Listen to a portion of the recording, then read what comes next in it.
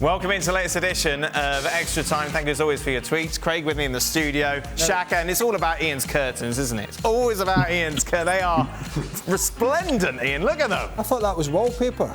No, I'm going to have to get new ones in, aren't I, as well? I can't keep doing the same actions. They're beautiful, Ian. You definitely didn't pick those out. No, I definitely didn't. It was my wife takes all the credit for it. I've got to say that, haven't I? Meanwhile, Shaka, you need to remind us of your soccer shirt. Who is it? It's trying to bagel. There we go. How's that World Cup qualifying going? It says right there. It's going very well. We're planning long term, Dan. Oh, long term, We're long-term planners. You altered the spelling mistake in your tweet today. What spelling mistake? Clearly you haven't. Oh, I don't know. What did I say? The extra time question. You spelt Shaka shake. Did I? Yeah. Oh. That's how much interest you take. There you go. It's autocorrect, isn't it? That's how much interest I take. I assume my phone should know Shaka by now. I thought it would have autocorrected him to Nigel.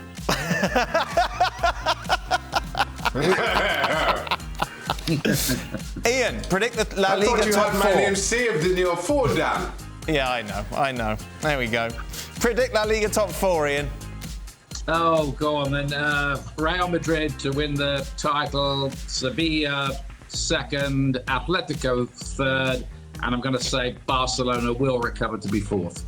Oh, poor old Betis. Poor old Real Betis. He hates Pellegrini. Wow. Hates Pellegrini, hates Spurs. Very angry against Spurs today, Ian. God. You asked the question, well, are they going to be stronger? I'm not sure they will be with those signings. No, but anyway, we'll see. Well, we will see, indeed. For Manchester United, if bringing in Rice, Craig, would ensure top 4, wasn't he worth 100 million or whatever West Ham was asking? Surely they should try to improve upon McFred at some point. I don't know what the scenario is with Declan Rice, but the answer would be yes. It would be, if I was managing a club in the state of Man United with their player pool, he, along with the likes of Calvin Phillips, and just looking at England, right, and young players who are very good at their job, those kind of players would be seriously high on my list of trying to push it through. So I don't know if they've got something lined up for the summer or not, but they certainly need players in that position. Not one, probably two. What do the panel feel about the rumours that Arteta could be given a 2-year extension now? Does the panel believe that he has shown enough to justify continuing as Arsenal manager even beyond this season, or that Arsenal need to change him if he fails to finish top 4 this season? When's his contract up? Do we know? Somebody will tell us in a minute. I don't know. I doubt they will. No, I know they won't. Tongue-in-cheek. I would not be rushing out to give him a new contract because I don't see people bashing doors down at the Emirates saying, hey, we want to talk to your manager. Sure. So I think Arsenal have made this kind of mistake before, certainly with players, is hold fire. And we saw it with Man United, actually. Yeah. Handing out a contract to Solskjaer at the start of the season, I think it was August, when he still had... So he's got 18 months left, Arteta's got. A couple of years. When he still had a couple of years to go, and you're like that. Yeah. Are you not seeing what I'm seeing, what most of us are seeing here? So I'm not suggesting Arteta's in that scenario, but there's no major rush, I think, to go out and give him a new contract. No. Assess the end of the season, where everything is, and take it from there.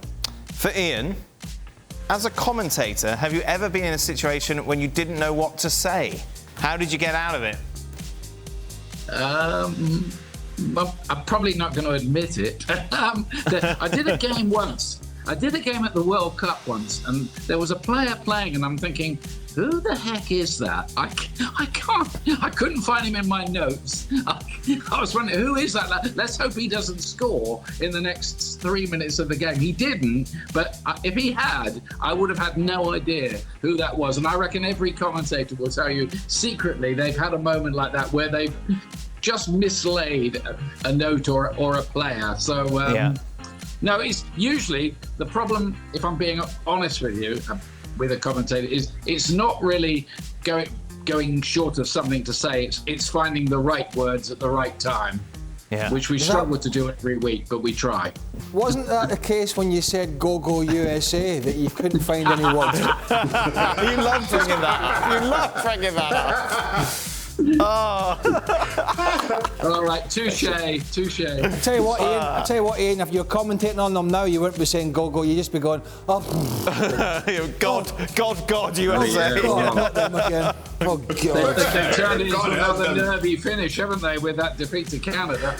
Yeah, we talked about that a lot on the show today, actually. Meanwhile, Shaka, them again. what is your worst experience in a blizzard? It could be on or off the pitch. My worst experience in a blizzard. Well, I've never played in a blizzard, so there's nothing to report on it. My worst experience. Listen. I'm from Trinidad. When a blizzard is coming in, I'm indoors. I'm not going out. I'm not going out 12 hours before it's supposed to arrive, and I don't leave my house 12 hours after it's gone. I kid you not. Yeah, I was inside, with this recent one, I was inside for 3 days straight. Ian, were you doing the Costa Rica game? That snow game? Yeah, the Snow Classico. The Snow Classico. And I've never seen a game completed in conditions like that. Jurgen Klinsmann, who was the USA coach at the time, I think he pulled off a masterstroke. He kept making signs to the referee. It was about 3 or 4 inches of snow by the end. And he was saying, "No problem, referee. We play in Germany all the time with it like this. Just play on." And the weird thing is Costa Rica were 1-0 down in the game, and they seemed to think that if the game stopped, the result would stand, and not that the game would have to be played again. So their coach is trying to drag them off the pitch, but the players are saying, "No, we're going to play on." There's guys hoovering the lines to clear the line, while Jeff Cameron's trying to take a throw in behind him. It was just extraordinary. It was a mad, mad night. What about you? Where's Jurgen gone, by the way? I've not seen him for a while. I don't know. I said, no. You going to be okay? Will you make it through? Yeah, yes, okay. Tell us your blizzard story. Who said I had one? You must have had one. Is that you trying to buy a bit of time? No, I'm fine. It's gone now. Throat sorted. What was that time you couldn't speak? You had the water next to you. Yeah, I felt that was ill. Still came in, though. Still came in. Unlike Shaka, where a little bit of snow, he won't come out of his bloody house. Oh, right. I don't have a blizzard story. Do you not have a blizzard? You never played in the snow? A little bit, yeah, up in Aberdeen. Right. But not a blizzard. No? Driving to work. Right. That's not great. That's not a great story, is it?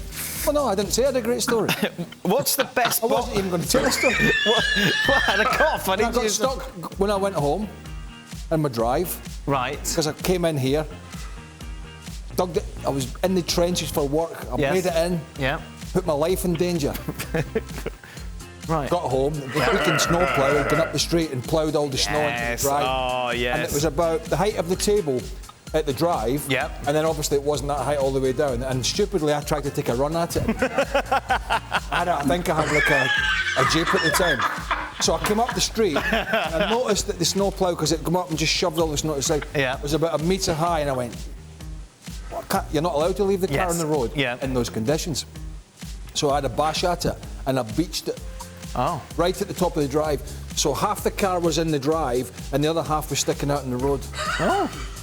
And I had to go and get the shovel. I was in a really good mood. Oh, I bet. Imagine the language. It'd be beautiful. Give Stevie a call, he'd help you out. Stevie? He's walking around Florida, he's a Disney World as we speak. Ian, what's the best boxing match that you saw live? Oh, man. Oh, that's easy. Marvin Hagler against Tommy Hearns, World Middleweight Championship, 1985. One of the greatest, the greatest round ever. If you've never seen it, and younger viewers, YouTube it. The first round of Marvin Hagler against Thomas Hearns, 1985. Just extraordinary. Extraordinary. Have you seen it? No. There was a great story at the end of the second round of that fight. I mean, they've been both landing fantastic punches, and Hagler gets a cut, and the referee goes over to his corner and says, Marvin. He goes, what? He goes, can you see okay? He goes, I'm not missing, am I?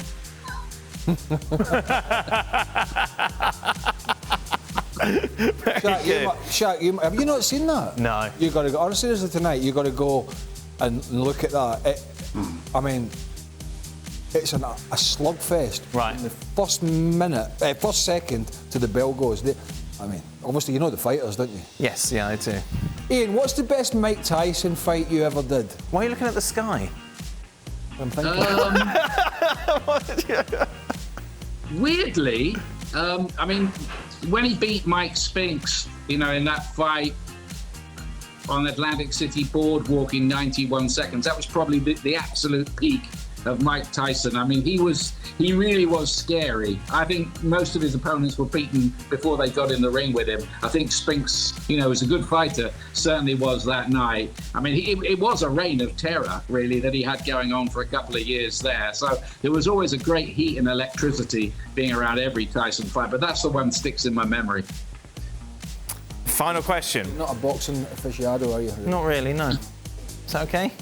Not really. No? All right, good. So you should broaden your horizons a little bit. Okay, all right. Stop watching, kiddies. Kiddies film, I'm Paw sorry. Patrol. Stop it. Stop watching Paw Patrol. Weird lad, you're watching. Final question. Craig, Shaka, Nigel and Ian, have any of you had Dan's Mushroom Pizza Champignons League yet? You know this story? Yeah.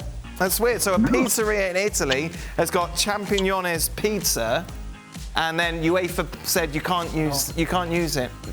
I know, and I kind of was sitting there today, and things like that can make you a little angry because you think with all the problems around the world and with the problems within the game, with all the scenarios from racism to everything. Yes. This well-oiled, rich, really well-funded organisation have nothing better to do than go bother a bloody pizzeria. Yeah. I mean, honestly, it's When this story broke, though, UEFA then backtracked and said, no, it's all right, they can enjoy their pizza, their Why champignons. get involved in the first place? Got nothing better to do. I don't know.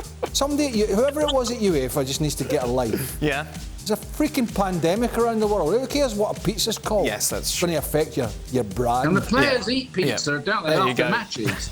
I'm angry about that. What's your go-to pizza topping, Ian? Oh, I like the Hawaiian one with the pineapple and ham. Yes, my man! I love it! I love that. Yes! Ian. Go on, Ian! I love it! Bloody Hawaii. Oh, beautiful! Spicy. Hey. Spicy I pineapple. was going to buy a pizza oven. You're gonna... Yeah, small. Really? Yeah, you can get them now. You see them all the time. Oh, wow. Fabulous. Yeah. But I was... You love a pizza, don't you? Yeah. But unfortunately, when I was getting them delivered, a couple of times I fell asleep. And I woke up 3 hours later and they were stone cold on the doorstep. You can always beat them to those bears. Yeah, no. And then it came and I was like... and then I woke up and I went, did I have... Why did you fall asleep so early, Craig? What sparked that? My wife was away and had lots of chores. Oh, lots of chores, I got tired. Yes. I thought, did I have that pizza? Did I have that pizza? I opened the door and I went. But apparently I'm not allowed to get the pizza oven. Why not? Because we're getting the deck painted. Can comes first. you not do both? I think so. There you are. That's all right. She's... So spicy, we've got Hawaiian. Shaka, what's yours? What's she laughing at? I like my pizza spicy as well. I go spicy. Spicy pineapple. Good stuff. You All can't, right, you then. can't beat pepperoni as a topping. Sorry? Yeah. As a one-off pepperoni, topping. jalapeno, maybe a bit of bacon. Right. That sounds nice. Why don't you make me angry? Why would I make you angry? You might as well get a pizza base and get like a vanilla yogurt or something, or strawberry yogurt. But have you tried it? Have you tried pineapple on pizza? It's really nice. Is that a pasta? I mean, a nice pasta has got a nice spicy... You don't put pineapple in a pasta. Have you tried it, Jack? No, I'm not having pineapple. I've tried it and it's horrible. It's not horrible. Well, that's your opinion, Shaka. Me and Ian are right. ESPN FC back on your screens tomorrow. I'd eat pineapple as well if I had those curtains. They're great curtains. We'll be looking back, of course, at those Africa Cup of Nations semi-final.